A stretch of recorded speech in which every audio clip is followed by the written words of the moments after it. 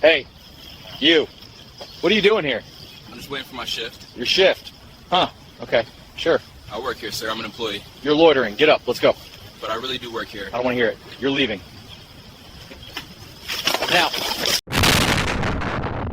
Hey you, what are you doing here? Those were the first words out of his mouth. The off-duty cop stood over a teenager sitting in a McDonald's booth. I'm just waiting for my shift, Jamal said. Your shift, huh? Okay, sure.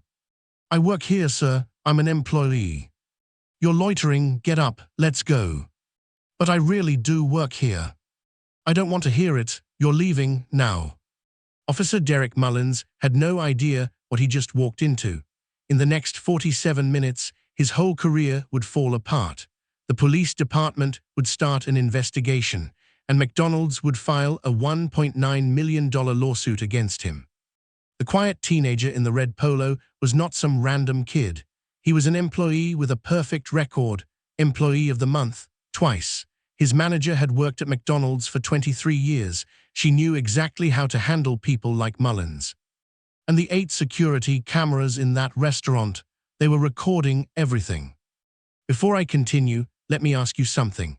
Have you ever been treated unfairly by someone who thought they had power over you? Drop your answer in the comments below. Because this story is about what happens when the wrong person picks the wrong target. But Officer Mullins had no idea who he was trying to throw out. Jamal Thompson was 17 years old. He was a junior at Lincoln High School with a 3.6 GPA. He ran track for the varsity team, and he had worked at this McDonald's for 11 months. 11 months, not a single problem, not one complaint, not one write-up. In fact, Jamal had won Employee of the Month twice, February and June. His co-workers said he was always the guy who stayed late to help close, always polite, always on time. But this job was not just for pocket money. Jamal's mom worked 2 jobs to keep their family going. His paycheck helped pay for groceries. It helped cover the electric bill. At 17, Jamal already knew what responsibility meant. On this Tuesday, March 14, 2023, Jamal arrived at 3:40 in the afternoon. His shift started at 4:00. He sat in the dining area wearing his McDonald's polo. He was scrolling his phone, just waiting to clock in. Now here is what happened next. A man walked in, ordered coffee, sat down 3 booths away, and started watching Jamal. Officer Derek Mullins had a reputation, and it was not a good one. Mullins was 41 years old. He had been a cop for 14 years, but his file told a different story than his badge. 7 formal complaints in 6 years. Every single one involved Black or Latino people. Every single one was dismissed as unfounded. That means the department said there was not enough proof 7 times. Let me tell you about a few of these complaints. In 2019, Mullins accused a customer of stealing from a convenience store. The store cameras showed the customer had paid for everything. Nothing happened to Mullins. In 2021, Mullins stopped a black man jogging in a park, said he looked suspicious. That jogger was a doctor who lived 3 blocks away. He filed a complaint. It was dismissed. And here is the part that matters. In 2022, Mullins came to this exact McDonald's. He complained about loiterers to the staff. The manager calmed things down. No report was filed. The afternoon crew knew his face. They called him Badge Guy, the off-duty cop who always found something wrong. If you think 7 ignored complaints is a problem, type accountability in the comments, because this pattern was about to catch up with him. It was Tuesday, March 14, 2023. The time was 3:42 in the afternoon. The McDonald's on Riverside Boulevard was quiet. It was that slow time between lunch and dinner, maybe 15 customers total. The drive-thru was steady, music played softly overhead. Patricia Vega was the manager on duty. She had worked for McDonald's for 23 years. She was a corporate trainer. She taught other managers how to handle problems. That day, she was watching the floor like she always did. Marcus Chen was the shift supervisor. He worked behind the counter. 3 more crew members were in the kitchen. Jamal sat in a booth near the window. His red McDonald's polo was easy to see. He was looking at his phone, waiting for his shift to start in 18 minutes. Then the door opened. Derek Mullins walked in. He was off-duty, jeans and a jacket. He ordered a coffee and sat down. For 4 minutes, Mullins just watched Jamal, did not talk to him, did not order more food, just watched. At 3:47, Mullins stood up. He walked to Jamal's booth. He stood over the teenager. If stories like this matter to you, hit that subscribe button right now, because what happened next changed everything. Mullins looked down at Jamal. His voice was cold. "Why are you just sitting here?" "I work here, sir. My shift starts in 10 minutes. Mullins laughed, not a friendly laugh. "You need to order something or leave." Jamal pointed to his shirt. The McDonald's logo was right there on his chest. "Sir, I work here. This is my uniform. Anyone can wear a red shirt. Prove you work here. Or get out. I can get my manager if you want." Jamal started to stand up, but Mullins stepped forward, blocked him. "You're not going anywhere until I say so."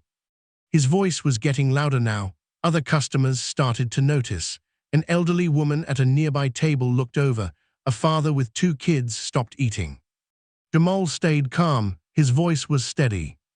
"Sir, please, I just work here. I can show you." Mullins did not listen. He grabbed Jamal's arm. "I said you're leaving." "Sir, please don't touch me. I work here." But Mullins would not let go. He tried to pull Jamal out of the booth. Jamal did not fight back. He just held onto the table. The elderly woman spoke up. "Leave that boy alone. He's always here." The father with kids pulled out his phone. He started recording. Behind the counter, Marcus Chen saw everything. He grabbed his radio and called for Patricia. Here is what Mullins did not understand. He thought his badge made him untouchable. He thought no one would question him. He thought wrong.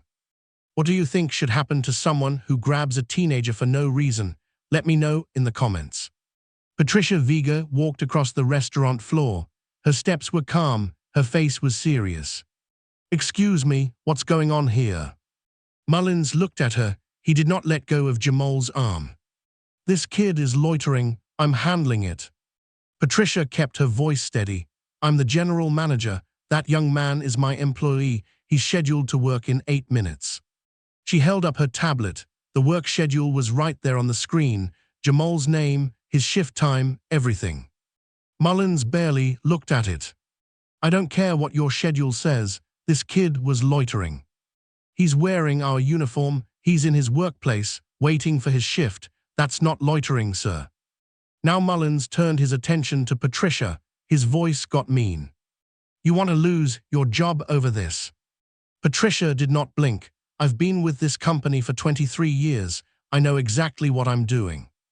What Mullins did not know was this. Patricia Vega was not just a manager. She was a certified corporate trainer. She taught other managers across the region. She had special training in workplace harassment. She had handled situations like this before. But she had never seen someone this bold, this wrong, this sure of himself. By now, more people were watching. Marcus Chen, the shift supervisor, walked over. "Jamal has worked here almost a year. Never had a problem. You're the problem here." A customer named Linda Torres spoke up. "I come here every week. That young man is always polite, always working hard." The father with the phone kept recording. His name was David Park. He said, "I got everything on video, ma'am." 8 cameras on the ceiling, 1 phone in a customer's hand, and a manager who had waited 23 years for a moment like this. Patricia looked directly at Mullins. "I'm going to ask you to leave this restaurant, and I'm calling the police." Mullins smiled. He reached into his jacket, pulled out his badge. "I am the police." Patricia did not even pause. "Then you should know better than anyone that you're about to be in serious trouble." The smile left his face. He let go of Jamal's arm. He started to change his tone. "Look, I was just trying to help. Sir, you put your hands on my employee. Please wait outside for the officers." 2 minutes earlier, Mullins thought he was in control. Now he was the one being asked to leave.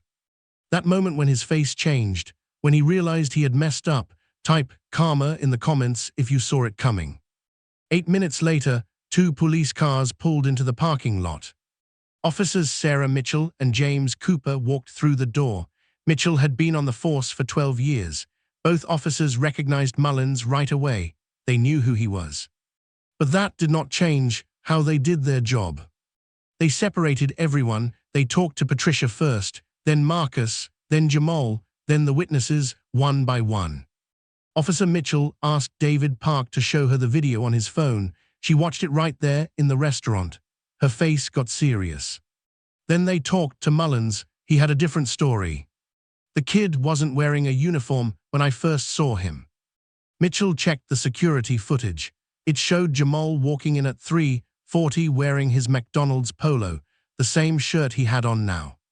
Mullins's story was already falling apart. He was acting suspicious, just sitting there, looking around. The footage showed Jamal sitting quietly, looking at his phone, not talking to anyone, not bothering anyone. I never touched him, I just asked him to leave. 4 different camera angles showed Mullins grabbing Jamal's arm, trying to pull him from the booth. David Park's video showed the same thing.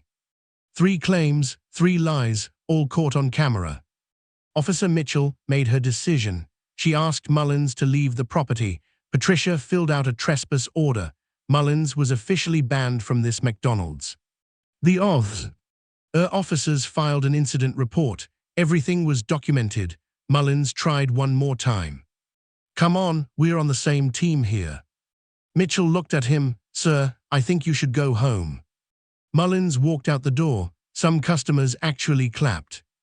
Patricia took Jamal to the break room. She put her arm around his shoulders. The other workers gathered around him. Marcus offered to let Jamal go home early, but Jamal shook his head. "I'm not letting him take my hours." 10 minutes later, Jamal clocked in for his shift. He worked until close that night.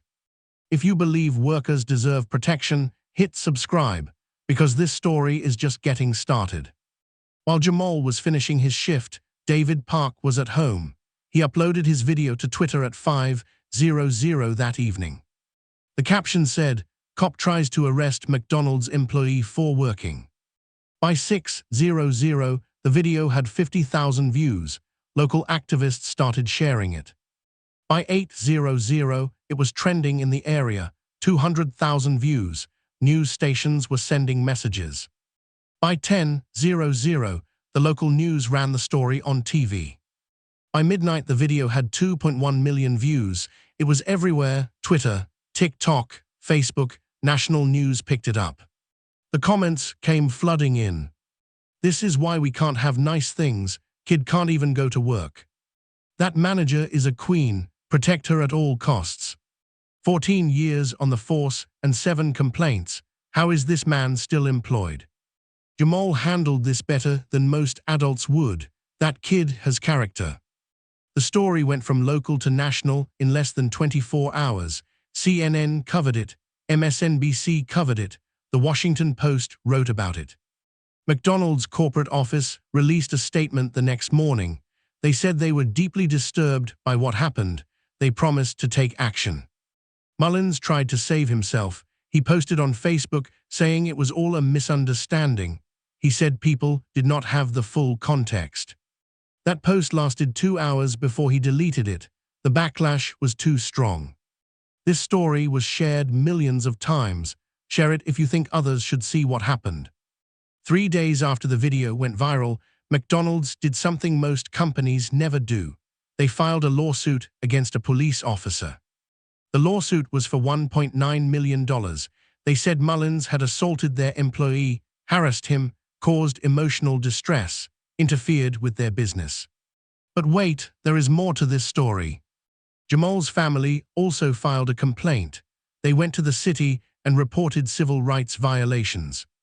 The police department launched an internal investigation, and once they started looking at Mullins, everything came out. Those 7 prior complaints from over the years, they were all put on the table. The pattern was clear: young black men accused of doing nothing wrong every single time. Officers who worked with Mullins gave statements. They said he was known for being aggressive when he was off duty, like he had something to prove. The case went on for 7 months. In October 2023, it was settled. Here is what Mullins lost. Money, the total payout, was $1.9 million. Jamal Thompson got $750,000 directly. His family got $400,000 for emotional distress. The rest covered lawyers and a fund for employee protection.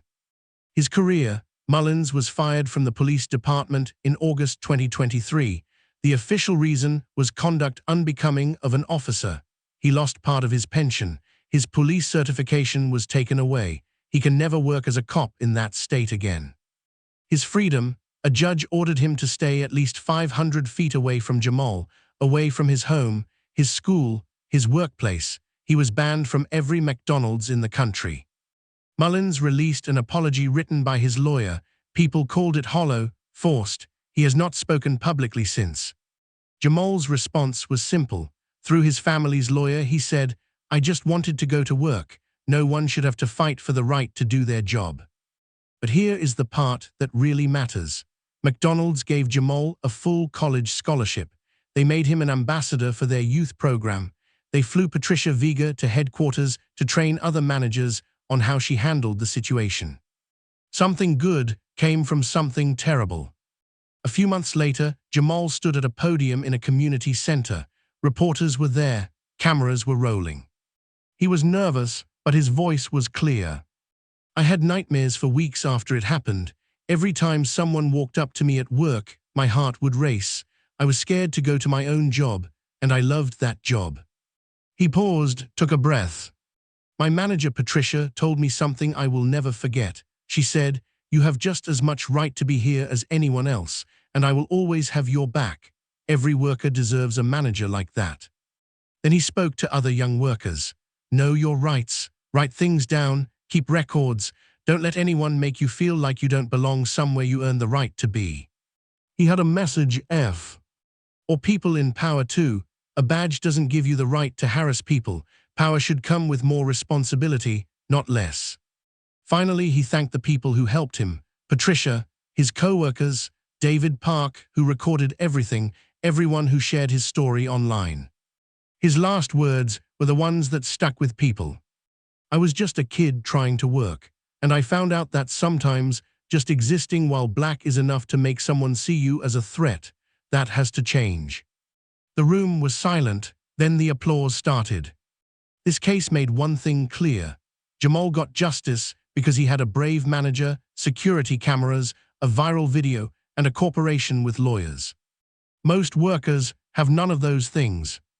Studies show that black workers face harassment at 3 times the rate of white workers. Most incidents are never reported. Off-duty police complaints have gone up 34% since 2018. After this case, McDonald's changed their employee protection rules. The police department added new training. The city reviewed all of Mullins's old complaints. But the bigger question remains: should it take millions of views and millions of dollars for a teenager to be believed? So let me ask you, should off-duty officers face the same rules as on-duty ones? Should companies be required to protect their workers?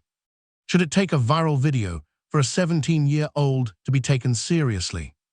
Because if we do not fix these problems, if we do not hold people accountable, then we are just waiting for the next Derek Mullins, the next Jamal Thompson, the next video that should never have been necessary. Comment below if you believe Mullins should have faced criminal charges. I want to know what you think. If you believe stories like this matter, hit that subscribe button right now. Turn on notifications. We are going to keep telling these stories. We are going to keep demanding better. We are going to keep fighting for workers who just want to do their jobs in peace. This is not just about one cop or one teenager. It is about all of us. It is about the systems we accept, the behavior we tolerate, the justice we demand. Thank you for watching. See you in the next one.